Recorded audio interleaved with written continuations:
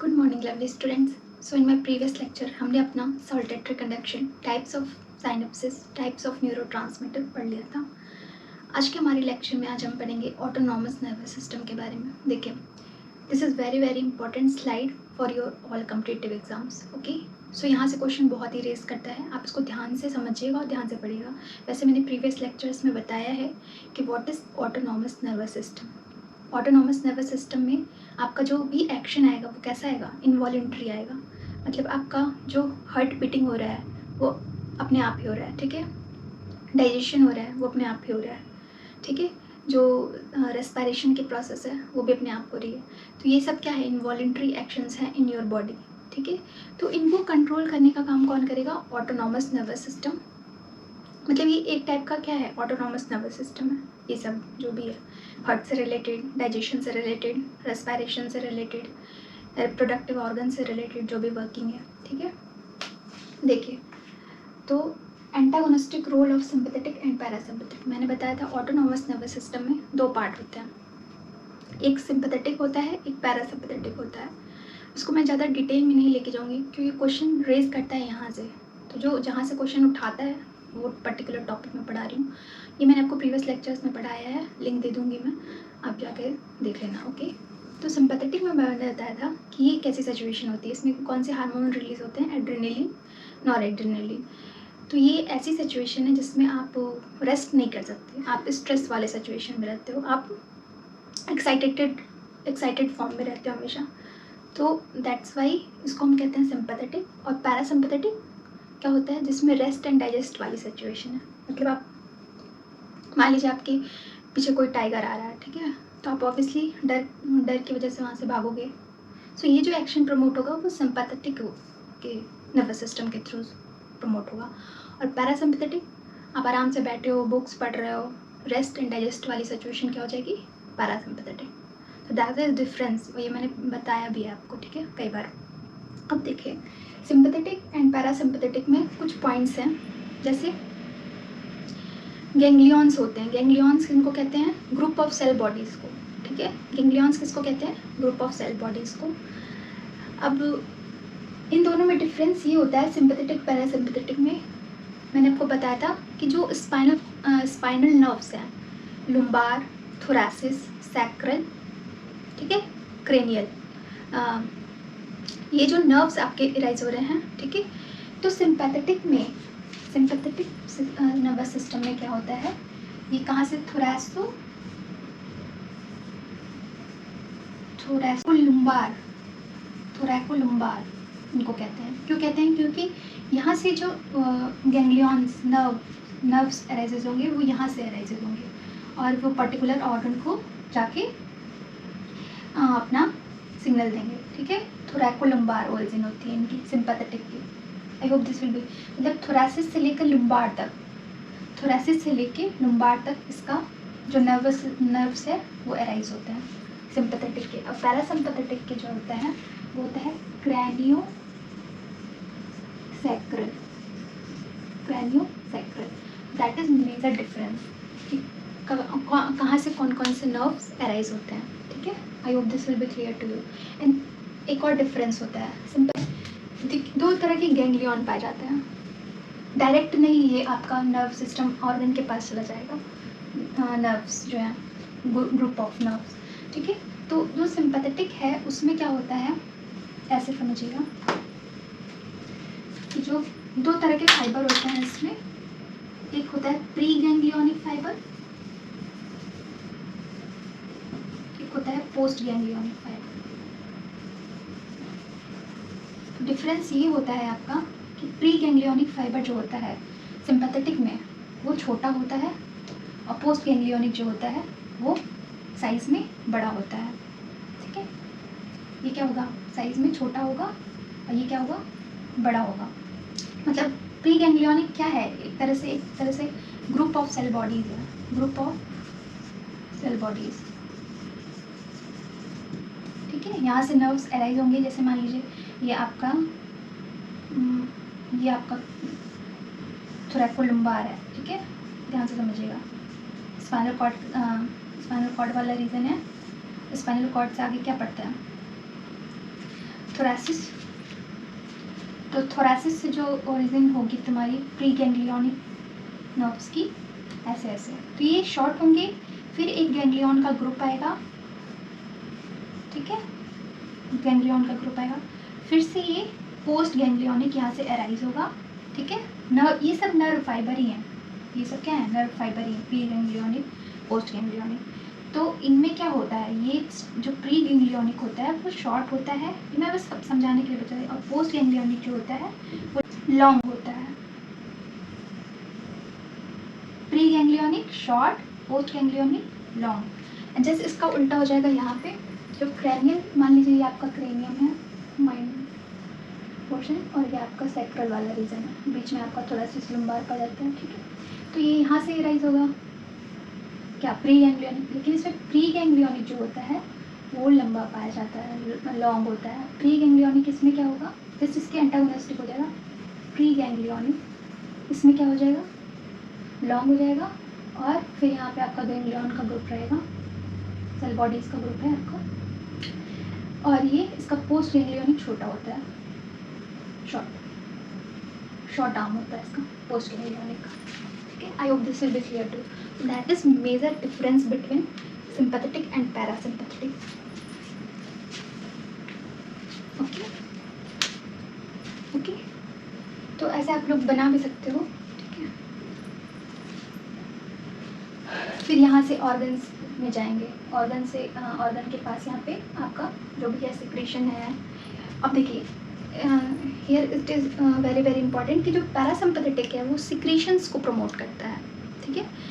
कोई भी सिक्रेशंस है आपकी बॉडी में, उसको प्रमोट करने का काम कौन करेगा, क्योंकि इनको सिक्रेटो मोटर भी कहते हैं, ठीक है। इसको आप लोग नोट डाउन कर लीजिएगा। अब जो ये जहाँ से क्वेश्चन राइज करता है ना, वो मैं बता रही हूँ। I hope this will be clear to you what is sympathetic and what is parasympathetic. Parasympathetic is rest and digest situation, and sympathetic, yes, it is excitatory condition, ठीक है। एक्साइटेड कंडीशन में जब भी आप रहते हो, सिंपैथेटिक नर्वस सिस्टम आपका work करता है। मैंने आपको डायग्राम में दे रखा है कि आपको ये थोरैसो लुम्बार एंड क्रैनियोसैक्रल समझ में आ जाए कि कैसे ओरिजिन होती है इसकी, ठीक है, सिंपैथेटिक एंड पैरासिम्पैथेटिक की। अब देखिए, अब हम पढ़ेंगे कि जो ऑर्गन्स है ना वो कैसे इफेक्ट में आते हैं sympathetic and parasympathetic nervous system की वजह से। मतलब एंटागोनिस्टिक जो रोल, ये दोनों क्या होंगे, एंटागोनिस्टिक रोल ही प्रमोट करेंगे ना। देखिए अब दिस इज योर ऑर्गन्स। अब देखिए इसको ध्यान से समझिए, क्योंकि this slide is very very important, very very important, okay. तो जो आपका अब सबसे फर्स्ट है आपका डाइजेस्टिव ट्रैक्ट। देखिए डाइजेस्टिव ट्रैक्ट में डाइजेशन की प्रोसेस जो होती है वो अपने आप हो रही है, that is autonomous nervous system. अब सिंपैथेटिक में क्या है, पेरिस्टलाइसिस की मूवमेंट क्या होगी, घटेगी।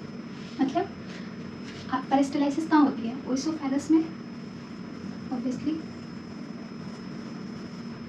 अब ये यहाँ पे समझने वाली बात है कि अगर आप फेयरफुल सिचुएशन में हो, एक्साइटेड कंडीशन में हो, तो आपके सारे हार्मोन्स तो वहाँ जा रहे हैं, ठीक है, सारे हार्मोन्स वहाँ वर्क कर रहे हैं, आपकी बॉडी भी वहीं पे वर्क कर रही है। तो उस कंडीशन में पेरिस्टलाइसिस मूवमेंट आपकी अच्छे से होगी। मैं आपको एकदम थ्योरेटिकल मतलब प्रैक्टिकल वे में बताने की कोशिश कर रही हूँ, ध्यान से समझिएगा। अगर आप किसी फेयरफुल सिचुएशन में हो या एक्साइटेड कंडीशन में हो, तो आपकी पेरिस्टलाइसिस मूवमेंट जो है ओइसोफेगस में जो हो रही है वो नॉर्मली होगी कि बहुत थोड़ा कम अमाउंट में होगी, ऑब्वियसली कम अमाउंट में होगी, ठीक है। और पेरिस्टलाइसिस जब आप रेस्ट कर रहे हो, डाइजेस्ट कर रहे हो, तो आपकी बॉडी क्या कर रही है, आराम से वो डाइजेशन, सारे उसमें हार्मोन्स और क्या कहते हैं जूसेस आराम से वर्क कर रहे हैं और डाइजेशन में पार्टिसिपेट कर रहे हैं। तो उस टाइम पे पेरिस्टलाइसिस मूवमेंट क्या होगी, फास्टली होगी, ठीक है। अब ये चीज़ें लोग नहीं समझा पाते हैं, इसको बहुत मतलब एकदम माइंड फ्री होकर समझना है। सैलिवरी ग्लैंड, सैलिवरी ग्लैंड, देखिए सलाइवा का सिक्रेशन यहाँ पे क्या होगा, ऑब्वियसली जब डाइजेस्टिव ट्रैक्ट में पेरिस्टलाइसिस मूवमेंट धीरे हो रही है सिंपैथेटिक नर्वस सिस्टम में, तो सैलिवरी ग्लैंड में क्या होगी, सलाइवा का सिक्रेशन क्या होगा, कम होगा, ठीक है। ऑब्वियसली भाई आपको डाइजेशन उस समय नहीं करवाना है, आप बहुत फेयरफुल सिचुएशन में, आपकी डाइजेस्टिव सिस्टम बहुत अच्छे से वर्क नहीं करेगी तो स्लो हो जाएगी, तो सलाइवा का सिक्रेशन भी यहाँ पे क्या होगा, कम होगा। यहाँ पे सलाइवा का सिक्रेशन बढ़ जाएगा क्योंकि आप रेस्ट और डाइजेस्ट सिचुएशन में हो। डाइजेस्ट से समझ लो कि पैरासिम्पैथेटिक में ही डाइजेशन से रिलेटेड प्रोसेस फास्टली होगी, ऐसे याद रख लो, ठीक है। गैस्ट्रिक ग्लैंड में यहाँ पे भी सेम, गैस्ट्रिक जूस का सिक्रेशन किस में ज़्यादा होगा, पैरासिम्पैथेटिक में as comparison to sympathetic. Okay. Heart rate, अब देखिए यहाँ पे this is very very important, यहाँ पे क्वेश्चन राइज करता है कि हार्ट रेट किस में बढ़ता है।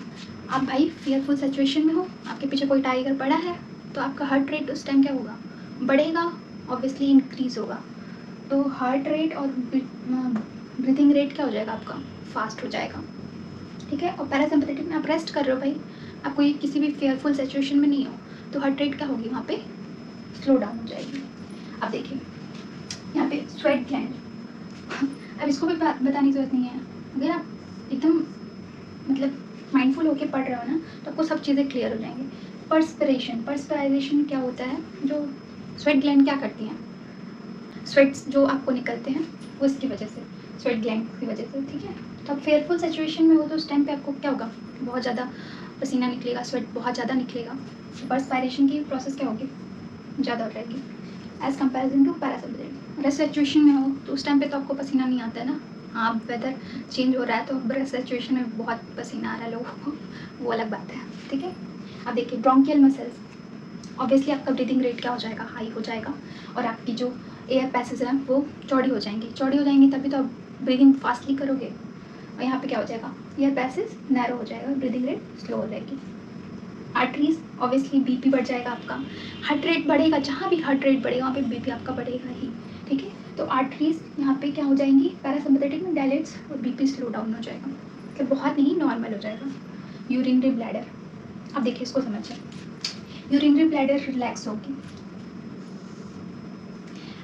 आप फेयरफुल सिचुएशन में हो, ऐसे आप लोग मान लीजिए this is your urinary bladder, यहाँ मैंने आपको बताया था कि यहाँ पे यूरिनरी स्फिंक्टर्स होते हैं।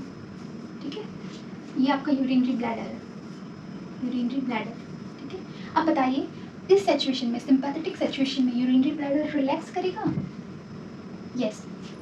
आप फेयरफुल सिचुएशन में हो, आप फेयरफुल सिचुएशन में हो तो ये यूरिनरी ब्लैडर रिलैक्स करेगा, और इसको आप कॉन्स्ट्रिक्ट करने की कोशिश करोगे, किसको, इसको यूरिनरी स्फिंक्टर को, यूरिनरी स्फिंक्टर को क्या करोगी, कॉन्स्ट्रिक्ट करने की कोशिश करोगे। तो इसमें डिफरेंस याद रखिएगा, आपकी यूरिनरी ब्लैडर रिलैक्स है, यूरिन आपका भरा हुआ है, कुछ भी हो, लेकिन आप इतने फेयरफुल सिचुएशन में हो उस टाइम कि आपको इतना टाइम नहीं है कि आप यूरिन को पास आउट कर लो, तो आपको क्या करना पड़ेगा, यूरिनरी स्फिंक्टर को कॉन्स्ट्रिक्ट करके रखना पड़ेगा, नहीं तो यूरिन पास आउट हो जाएगा।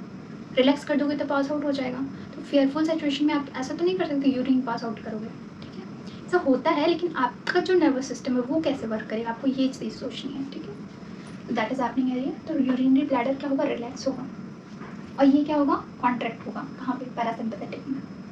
आई hope this will be clear to. अब भाई आप रेस्ट डाइजेशन सिचुएशन, आप कहीं आराम से बैठे हो तो यूरिन वहाँ पे आराम से पास आउट कर सकते हो, तो ये क्या करेगी उस टाइम पे, ये रिलैक्स करेगी पैरासिम्पैथेटिक में, और ये क्या करेगी, कॉन्ट्रैक्ट करेगी या कॉन्स्ट्रिक्ट करेगी, रिलैक्स की जगह पे पैरासिम्पैथेटिक। ओके। अब देखिए, अब यहाँ पे है पेनिस, जो होता है आपका मेल रिप्रोडक्टिव ऑर्गन जो भी है, उसमें इजैकुलेशन की प्रोसेस होती है, इरेक्शन, क्योंकि ये सिक्रेटरी प्रोसेस को प्रमोट करता है, तो यहाँ पे इरेक्शन होगा, पॉइंट टू पॉइंट इरेक्शन होगा। ठीक है। सिक्रीशन को प्रमोट करे, भाई आपकी बॉडी में कुछ भी सिक्रीशन करवाने के लिए आपको ब्लड चाहिए। ठीक है। सो दैट्स वाई यहाँ पे पैरासिम्पैथेटिक में इरेक्शन होता है, और यहाँ पे इजैकुलेशन, इजैकुलेशन मतलब फास्टली आपका जो यूरिन है वो पास आउट होगा, या आपका जो सीमेन है वो पास आउट होगा।